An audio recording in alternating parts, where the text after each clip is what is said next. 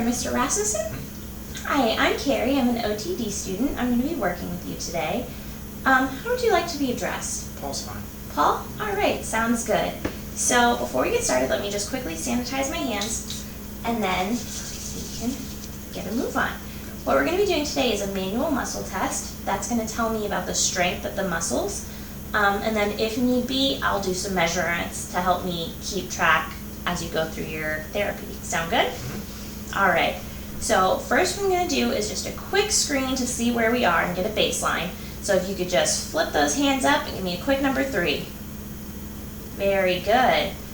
All right, so go ahead and lay your hand down. What we're working on today is called opposition, and that's essentially being able to move this part of your thumb, that's your pad, and that's your pad of your pinky, together to touch.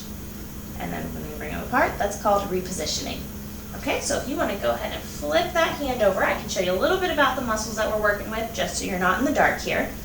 You have your opponus pollicis, which runs from over here and comes off of the transverse carpal ligament and the trapezium, and it runs all the way across your hand here to this outside of your thumb. This is called the anterior surface, or the radial side, because here's your radius of your first metacarpal bone. And then the muscle that's working on this side to pull that pinky in and over, this is called your opponens digiti minimi. It's kind of a funny name, I know. But that one's going to run across this way, and it comes from the hook of the hamate and the anterior surface of the flexor retinaculum, and it runs along this whole side here of your 5th metacarpal bone. Sound good? All right, so what I'm going to have you do is bring your thumb and your pinky together and just let them touch right there at the tip. No pain, cramping? Nope.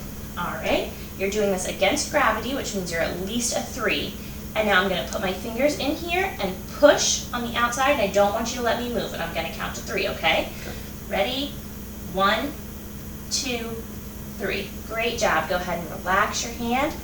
And that would put you at a 5 for your manual muscle test, because you're able to hold that not only against gravity, but against maximum resistance.